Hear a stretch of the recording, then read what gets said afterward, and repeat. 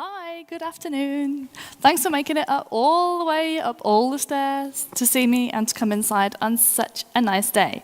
I'm Lorna. I'm a developer advocate with IBM, so I work on whatever it is developers need to be more productive with our tools.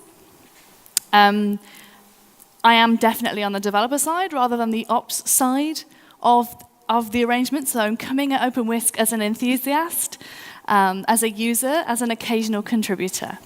So I'll do a really quick recap on serverless itself. I spot some faces who were in yesterday's serverless talk and some who were not, so we'll just go quite quickly.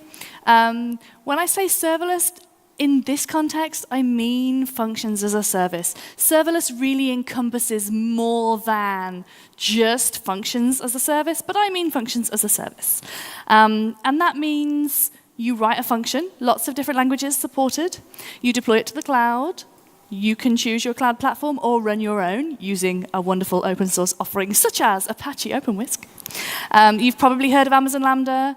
IBM have a cloud functions offering. Google have a cloud functions offering. Azure functions. Oracle have bought OpenFaas. There's a bunch. Serverless is revolutionary. I don't think I'm overstating the case there. It has such a low barrier to entry, and that's in a few different dimensions. You don't need a huge amount of technical skill beyond being able to do whatever it is you need to do in the language that you choose. It has a low barrier to entry in the sense that you don't need skills outside of that. Like, you don't need a full set of full stack server admin skills. There's low risk, and that's because of the cost model. So when you use serverless on a hosted platform, you only pay while your functions are running. So if you ship something and you're not sure if it's going to be used or not, you're not investing a lot of money in provisioning a large platform that may or may not be used. And the platform scales on demand. So you write a function, you deploy it to the cloud, so it gets packaged.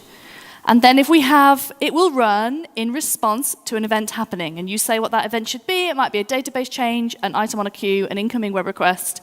Today's all about web requests, because I'm going to show you a microservice. And if too many of those events happen, then we just put another container in, and another container. So this thing scales horizontally as you need it to. And I think that's really important. These functions are limited. They're limited in resource. They're limited in execution time. So you're going to be looking at something that runs for a maximum of 5 minutes or a maximum of 10 minutes. It's configurable. And that's really interesting, because suddenly we're back to the efficiency of your code does matter. It's not that servers are cheaper than developers. Suddenly this does matter, especially at scale. Your slightly inefficient function, when it's run 1 million times a day, suddenly starts to cost you real money. You need to talk to the person on your team who writes if statements what seems like the wrong way round to today's developers, and think about how you can optimize your code. Serverless has had quite a lot of hype. A talk with serverless and microservices in the title. Haha, buzzword bingo. I think serverless is about more than the hype. It's happening now because it's built on Kubernetes. It's built on all the work that's gone before in containers. What's happened in the container landscape is the reason that the serverless platforms can exist today. It couldn't happen before, not because we just invented a new thing and something else will be the cool new thing next year. It's happening today because it couldn't have happened before. We're building on the strengths of the wider industry. Serverless is great when it's solving a problem that it's great for. This is not going to change everything that you do as a developer, but it's going to be a really useful skill in the box. So these are the cases where I have seen teams have the most success in adopting a serverless platform. So it's really good for really small things. I obviously think it's good for microservices. I'm going to give you a whole talk about it. We're going to look at one. But it is really ideal. It's very easy to set up a function that responds to a web request. So that's quite a nice fit Small because you're making lots of small functions. So if you try and build a very large application, now you've got hundreds of functions, and it's quite hard to administer and maintain that. I think the tooling is still growing in this area. It's brilliant for really low traffic stuff that you really can't be bothered to spin up a whole server for, set up the monitoring, set up the alerts, right? All that overhead that goes with, we'll just host this on a server. So something like the contact form on the static site, the OpenWhisk, the Apache OpenWhisk community have a serverless endpoint for their Slack channel sign up, right? Because it's just a one-off thing. It goes through to a place, we store it, we send you an invite, that's all we need to do. It's ideal for just one-off computing power. So if you're processing data, batches of data, or even streaming data, particularly if it's not real time, then this is a really easy way to provide compute power. One of the reasons that you'll go through a lot of ID checks and need to supply some sort of like credit card for almost all of the hosted platforms is because it's great for Bitcoin, right? This is just compute. You just use as much compute as you need. And I see lots and lots of particularly data-focused use cases around this platform. It's a really good way of moving for sort of traditional web applications to move some of the more intensive stuff off that web tier and put it somewhere else. The classic example you'll see really often in all the documentation is image resizing, report generation, and that kind of thing. These are really good examples. They're really quite tightly scoped. They're small. It's the kind of thing that you can just fire and forget, maybe email the report when it's finished. So these are like my preferred success cases. If you fit into sort of this, a problem that sort of smells like this, then that would be your clue that it might be a nice fit. Anytime that capacity planning is hard, because of the scalable nature of the platform, then serverless can be a real win. And when you take serverless and you combine it with HTTP, what have you got? Microservices. All right, so what's a microservice? Microservices are basically really small HTTP APIs. So we're going to deploy a function, and we're going to attach it to some kind of web route, and we're going to call it. So you can think of a really similar pattern would be if you've used any of the micro frameworks like Flask or Express. Do a little bit of lightweight routing on the front and then essentially call a callback for each one. It's a really similar pattern when you build with a serverless backend. So a microservice is going to be a small collection of endpoints. They're all modular, so it's very modern software architecture style. They're loosely coupled, and we're hearing a lot of words here that are things that we aim for in today's software architecture. Microservices are all independently developed and deployed. There are lots of reasons given for why a microservices architecture is marvelous, and if you wanted to hear microservices rhetoric, you're in the wrong talk. My theory is that microservices are so popular because otherwise teams would have to talk to each other. Whereas if you just build a load of small systems, everyone can be responsible for their own system and we don't really need to interact too much. It is a great way to build components, and you can spin up a few of each microservice. It gives you a lot of redundancy and some decentralization. The interfaces are well defined. The key word here is independent. When you work with serverless, you're working on very small building blocks, and they are all independent from each other. So change in one place won't affect the changes in the other places. Slightly more personal points about microservice design. I've been an API expert for a number of years, and I am in the RESTful-ish camp. I am not in the RESTful zealots camp, and I am not in the anything goes camp. I am somewhere in the middle. I think with everything that you do over HTTP, status codes are important. They're a key part of the work that we do. Headers are where the metadata should go. I don't want to see that in the body. We're going to use a combination of a URL and a verb to access each endpoint. All of the endpoints need to be stateless. Remember that these things are going to scale horizontally, so things can be kind of happening at the same time. It's a distributed system. Each piece needs to be able to operate kind of autonomously. It needs to have that own independent. If you're not doing SSL, you're doing it wrong. Excellent. So, to illustrate these points and to kind of give us a small, real idea to think about, I have put together an example project for you. So, this is a Lorna's Plans service. It's a microservice where I can just keep track of all my travel plans, the places that I'm going, because I do this kind of thing relatively often. These examples use hosted serverless platforms, so IBM Cloud Functions, like I work there, they pay me and my hosting bills, which is quite nice. But it's a hosted version of Apache OpenWhisk. So you could host your own version of this and do the same thing. And I've got 4 endpoints. I've got the ability to list all the plans, the ability to get one of the plans, the ability to create a plan, and the ability to delete a plan.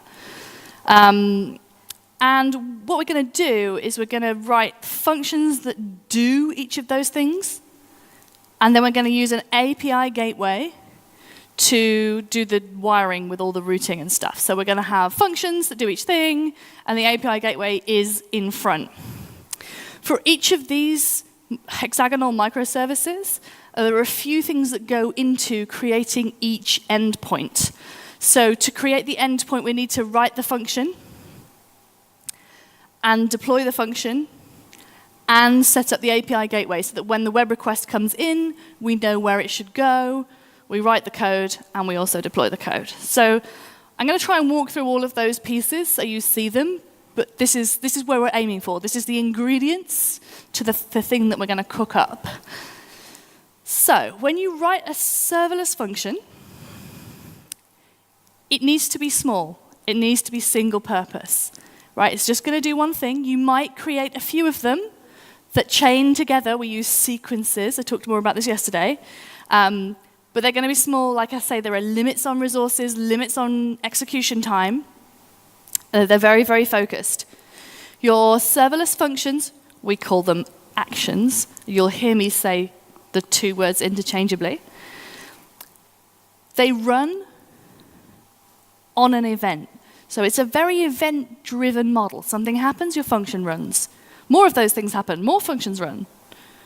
Right, so we're looking at this very kind of like thing, response. When your function runs, it will receive a bunch of incoming parameters that get passed into your function. Now these might be things that you configured when you deployed that action. So you can set stuff like API keys and that kind of thing at deploy time. I just teach these things to my Travis in an environment variable, and then when it gets deployed, it's got it. Specifically on IBM Cloud, and I think there's an example of it in this talk, specifically in IBM Cloud, we have a way of saying like, oh, hey, I also have Postgres on IBM Cloud. Use my Postgres, these creds. Right, so it has a way of connecting to other services. And you'll also get event information. A web request came in. Here, have a bunch of data about the path that was requested, any incoming post or get parameters, the headers that came in. There's a load of data comes in with the request.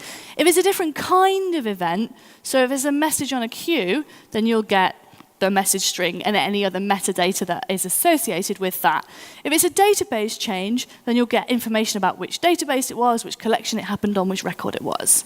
So depending on what sort of event happened, dictates what kind of parameters that you get. There's an initiative going on at the moment with the Cloud Native Computing Foundation to try and standardize some of those event data payloads for different event types, so that they would be the same between the various serverless platforms. One big problem we have in the sort of wider serverless sphere, which you don't all care about because you'll all use Apache OpenWhisk because it's lovely.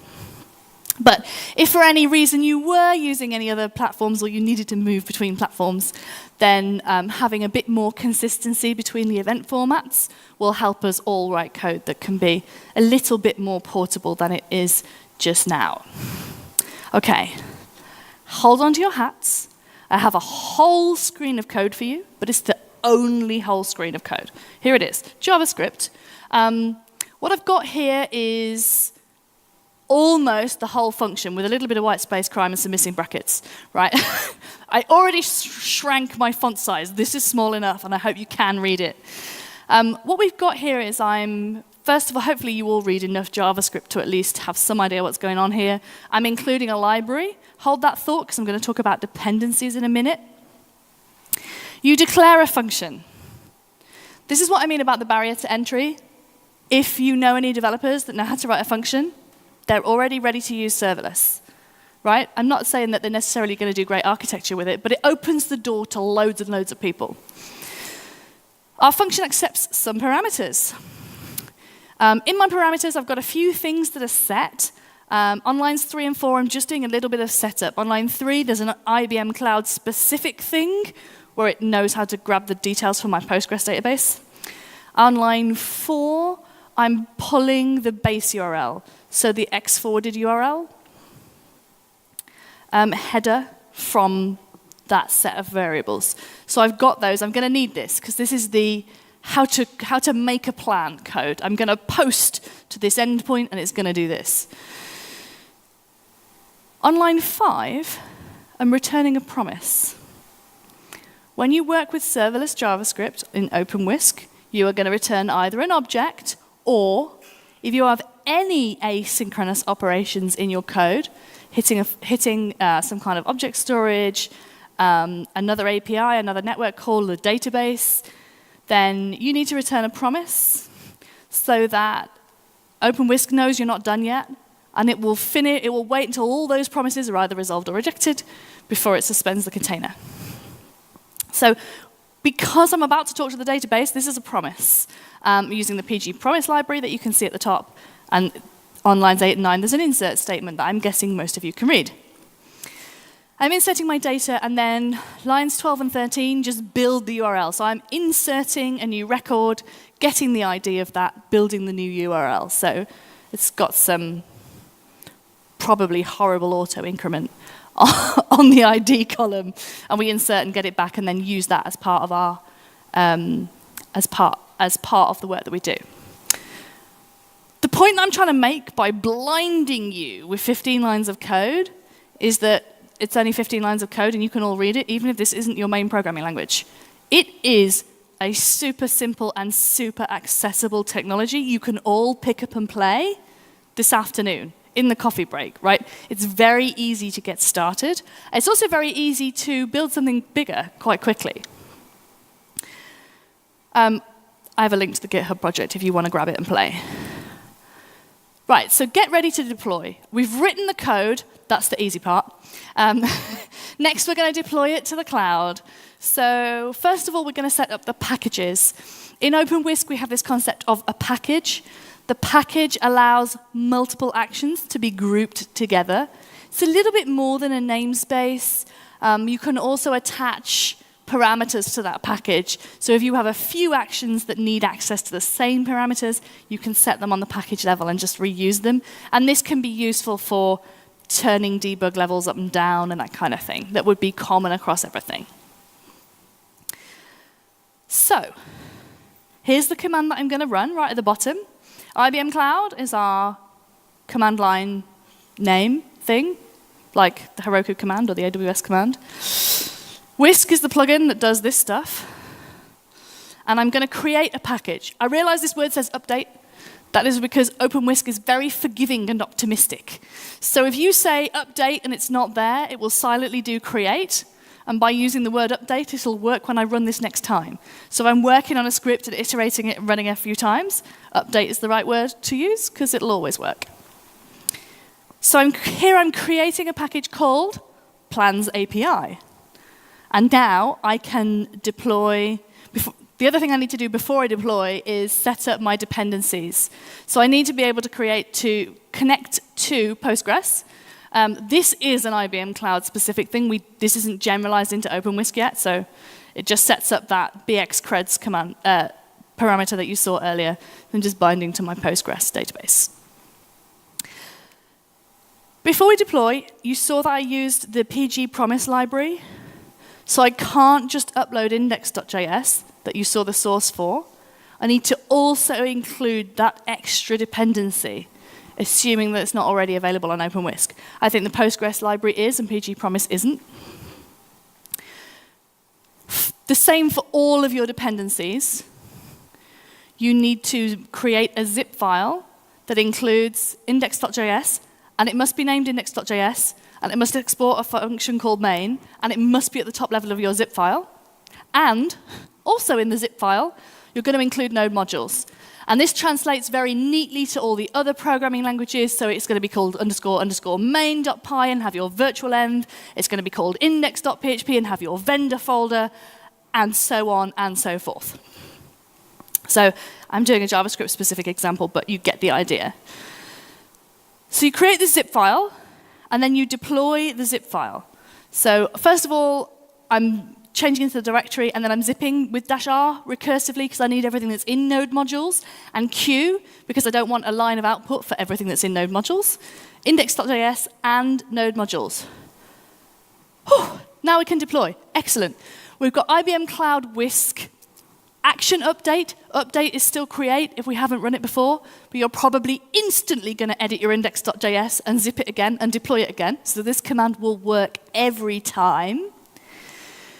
Because I'm deploying a zip file, I need this --kind, which says, you can't guess what language this is because it's a zip file, right? So I'd like you to use Node8 here. If you upload index.js, it will take a stab at which version of JavaScript it should use. If you upload index.php or main.py, it will just figure it out. If you upload a zip file, it won't guess. It won't unzip it and guess. So you need the --kind when you do that. The other switch that's here is --web raw. Now this is immediately enabling HTTP access to this action. So it's published. You can ask it what its URL is. You can set web true, and that enables some, I'm going to use inverted commas quite intentionally here, helper features, where it tries to pass the incoming JSON or the incoming post request or the query parameters. And it takes those variables and it puts them straight into the params, the incoming parameters that come into your function, and you can't distinguish where they came from. I am old enough to have seen PHP applications that had this as a feature, extracting variables into your global namespace. So, I don't really like it. Maybe I'm showing my history. I really like to use --web raw, which you kind of saw hints of in the previous example, where it sets variables for, these were the headers, this was the body, this was the path, this was the query string. And I will pass them into namespaced variables, and I know where they came from. So maybe I'm being old-fashioned with this, but maybe I'm not. OK, so the helper stuff, just look out for that. It can be really helpful. A lot of the examples, the initial simple examples use it. And if you find that you get into the long grass, like web raw is probably where you need to go for a more serious application. We've done the function bit. Awesome. Now let's do the API gateway bit. So in order to set up the API gateway to respond to our request, we need to create an API and then set up the route and tell it what to do. So I'm going to create the API, and I'm going to say, right, I want /plans. When I do a get to /plans, I want you to call that action that I just deployed, plans API /get plans. And this response type HTTP means that instead of just returning something that will become the body, you can return header, body, status code. So you can be a bit more intentional about what you return, which I think is really important for microservices, and indeed all HTTP things. One thing you'll notice when I call this in a minute is that it's not very pretty. It's like an auto-generated URL thing. You can set up custom domains with the API gateway, no problem. I just wasn't vain enough to do it in this example. I don't really care if the URL doesn't look good. I use this a lot for, I use this kind of thing a lot for endpoints for contact forms on websites, webhooks coming in from GitHub or Slack or whatever. So it doesn't usually matter because it's not human readable. But I'm often asked this. So yeah, if you want a custom domain, you can do that. You can configure it here. So, woo, we've done it. Serverless function, we wrote the code, we deployed the function to the cloud, then we set up the API gateway to say when I make this web request, I want you to call this thing that I just deployed. So let's look at what happens when we actually call the thing. Here's a curl command. Other really good HTTP clients are available. I'm a really big fan of curl. I'm not preaching it as the best thing to use. You probably have some HTTP client built into your IDE. That seems to be increasingly fashionable.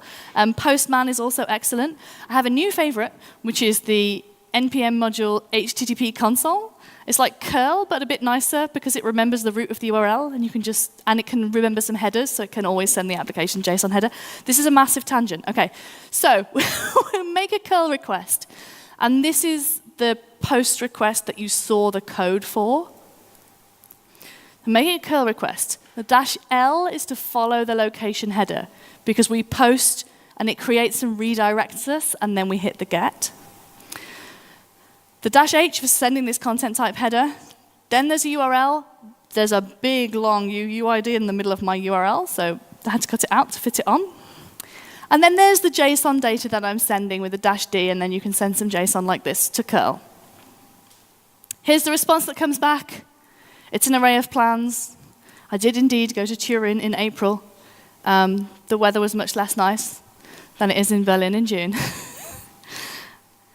So you can see that example. We've set that up. When we make the GET request, it routes us through. I always feel like security is a bit of an afterthought. Maybe this is too late already in the talk. But I want to talk a bit about how we handle the security and what's available in API Gateway. The API Gateway is the express part of that analogy of using the microservices. So this is where you can put some rate limiting, some security. There's a bunch of other features that go in here, depending which API gateway you're using. On IBM Cloud, you can use some of our more multifaceted things. So this is from the IBM Cloud web interface, and it's just to show you the kind of thing that you can do. So one option is to use an API key, just between machines, give them both a key and tell them to get on with it. Well, that's quite nice.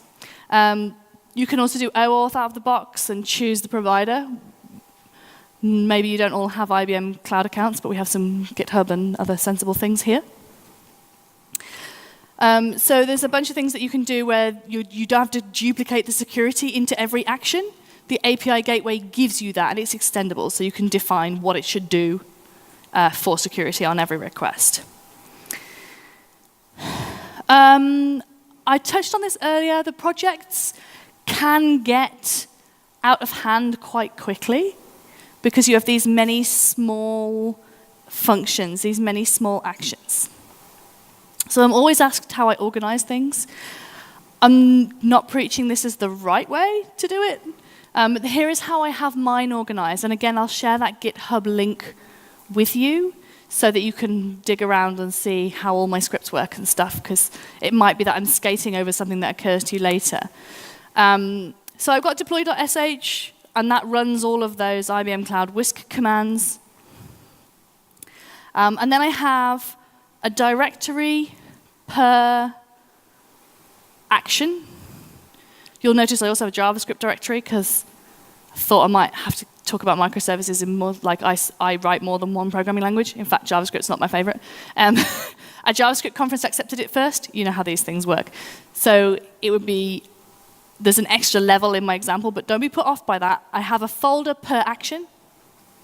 And that has, at the top level, index.js, and if it has dependencies, the package files are here, and also node modules. Node modules not under source control, but it's just here. When you create the zip file, it appears here, and again, that shouldn't be in your source control. It's a build artifact. So I tend to organize like this, and so then my deploy script CDs into each directory, creates the zip file for this action with index at the top level and node modules, and then pushes it to cloud, and I can iterate over that. I've also seen, but I don't have, cool scripts that just that do quite a nice, when did we last deploy, which of these files have changed, okay, we're selectively building. And that's kind of your call, I think, on what makes the most sense for your application. I like to redeploy everything because I feel like that should always be safe.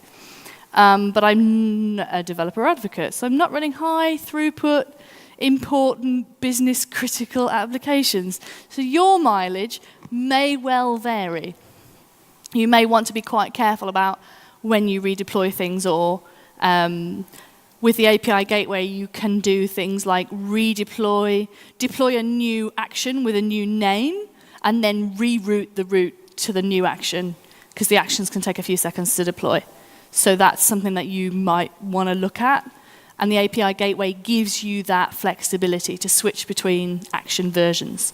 Can be useful. For deployment, I'm using Travis. You definitely can use IBM Cloud offerings that I should probably preach about. We're using Travis.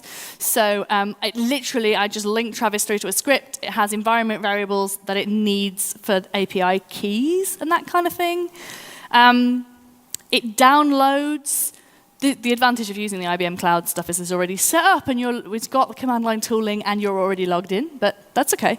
It downloads those command line tools and literally runs the commands that you've seen in the shell script. And what I like about that is it means that when I'm testing, deploying to usually a local running OpenWhisk example, I can just use the same scripts. Super nice. Yeah, I feel like I've said all of those things. So deployment, I feel like, is pretty familiar. And I wouldn't say that we're using any particularly different development processes either. I'm using serverless in some of my internal tools that I use with my team. And we didn't change a lot. Like I would say our predominantly serverless projects run the same as our predominantly web traditional projects.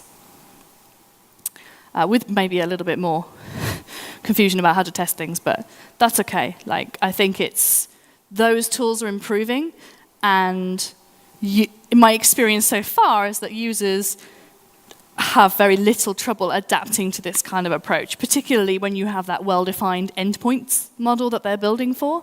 It's a really nice on-ramp. I didn't choose serverless for all of our internal tools that now use it. It was wished upon me at the beginning, and I was a little bit like, oh, I think you've chosen this because of the hype around the tool, and I'm not sure I approve.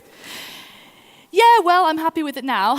It's been great to build with. I've really enjoyed it. And it's ideal when you've got a lot of small parts. I think it really helps us to focus on what we do. And it helps also that I think we accidentally picked a really good problem to start with. We built part of our Stack Overflow tooling. I have like an extra set of tooling to help us keep track of everybody who needs input. It's a problem that we understand really well, that the tool is for us. We specified it as well as built it, and it's very small. Like this Stack Overflow dashboard brings data and brings new questions in from Stack Overflow and sticks them on a list and lets us add metadata that says we're not going to answer this, Bob's working on it, Sarah's asked engineering about it, so like Lucy's going to fix it, whatever. We can add all of that data and just keep track of everything, because otherwise we were duplicating work and also letting things fall through. You could all whiteboard this on something the size of a dinner plate, and that makes it a really good fit for serverless because it's well bounded. My microservice example today was so small, it was in danger of being an entity service, and perhaps we could all be purist about that. But I think, it shows you that something small, and perhaps something you already know how to build, is a really good starting point. Because you know what you're aiming for. You know how this thing should work. The domain is already well established. We see quite a lot of people also using serverless to very quickly prototype something. Of course it goes into production. Like, that's how that works. But usually they're happy with it. It enables you to try a feature without needing to get a huge amount of all of the pre-work done to get the platform available and scaled up for a thing it turns out nobody uses. Yeah, you can just try it. If we use it, quite often I see the big companies then rebuild it onto their usual tech stack. But it lets them just dip a finger in and get some stats on what kind of thing might happen here. Paired with the API gateway, for microservices in particular, I think serverless is a great fit. I've enjoyed working with it. Like I say, I was a little bit skeptical at first because I felt there was a lot of buzz around it. I now feel like it solves a real problem, that these tools will be things that we see spreading through the industry, opening the door to server-side development for groups. I like to call them geeks of other disciplines. Allowing a little bit of server-side functionality to the front-end devs, the mobile devs, a little bit of compute available for data scientists needing to process in batches. Right, we're opening the door to a bunch of people who don't know how to set up and run a server. Kind of think maybe at the Apache Roadshow you are not the target market, because you probably all know how to set up and run a server and you're wondering why you need this. But I see this opening the door to all kinds of people, and having it available on the hosted platforms is kind of awesome. Also, API gateway is great with all the routing and the extra functionality. I love it. Microservices in general, those of you who have been in the industry a while will be thinking you've seen this before. Service-oriented architecture is indeed alive and well, where we're exposing endpoints, giving individual microservices responsibility for accessing particular data stores, having reusable components. I talked quite a lot yesterday about sequences, which is a construct in OpenWhisk where the output of one action becomes the input of the next action, and each action expects the format of the previous action's output, and you chain them all together, which means that you can reuse things. And there's a bunch already built in that you can reuse. So if you need to work with WebSockets or talk to CouchDB, another favorite Apache project, or send to Slack or receive a webhook from GitHub, we have some built-in stuff, because we're all writing that code over and over. So it's there. Also, it's open source. So if you would like an integration with your platform, then you can contribute that into the project. And they are adorable. Like, approachable, friendly, pragmatic, helpful, really technical, just a really nice community. There's life on the mailing list, of course. We're an Apache project. We also have a lively Slack channel. And that's where most of the initial questions come in. And I've had very courteous responses on the GitHub project, even when I was really new to the project, which I think is a real testament to how active this project is and what a nice place it is to hang out. So, yeah, microservices, I think, cool by itself, but serverless is a really fun way to build it. And that's why I wanted to bring those two things together and kind of present them together in this talk. So I'm going to wrap up. I have a few minutes, so if you're thinking of a question, then think of it now.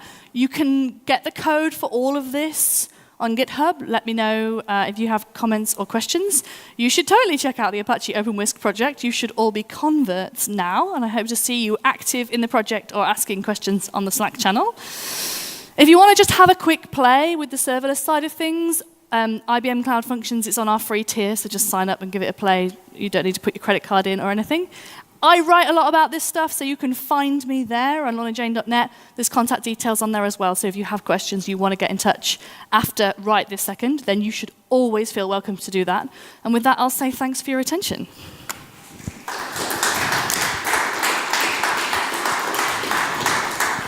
So if anybody has a question, let me hand you the microphone so it makes it to the recording. For a second there, I thought this was going to be really easy.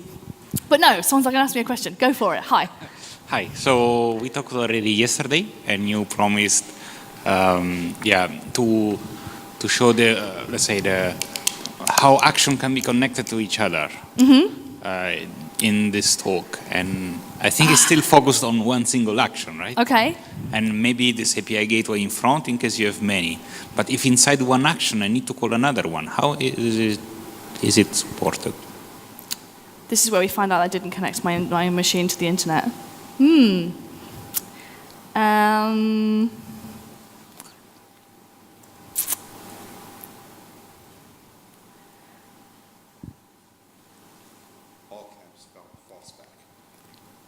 Say that again? The password's all caps fallback. The password is all caps fosback. Here we go. Oh, come on. Click.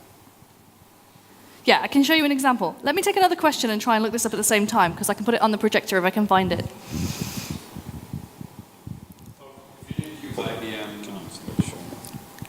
So if you didn't use IBM Cloud Stack, I don't know what it was called, like which other platforms, or like what are your options, like to install OpenWhisk? Right. Like where would you install OpenWhisk Okay. to run such code? Yeah, so your options are install OpenWhisk, and you're going to use that for your dev platform, probably whatever.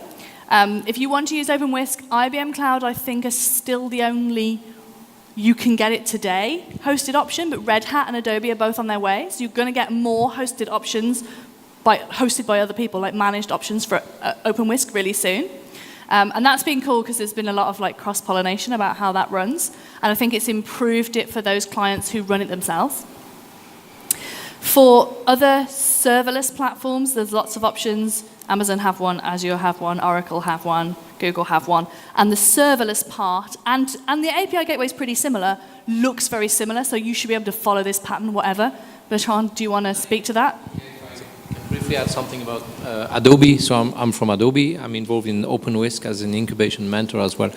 Adobe, we have an offering in the pipeline called Adobe I/O Runtime, which is might be in beta or coming soon in beta. I'm not sure if we will offer hosting of any random code. For us, the idea is more to use it as glue between our different offerings, Creative Cloud and the enterprise stuff. But it's, for us, it's a very important project as well. Okay, I'm going to answer this question now. Oh, hold on. I'm going to answer this question now. So it's going to be an async action. This is JavaScript specifically, but they all look pretty similar. What you do is you use that I haven't got line numbers. Yeah, this OW, the OpenWhisk library, is available on OpenWhisk already as a dependency, or you can obviously download it, play with it locally. So what you do is you can do actions.invoke and give it a name. This is iterating over an array and making a whole collection and then promisifying all of them.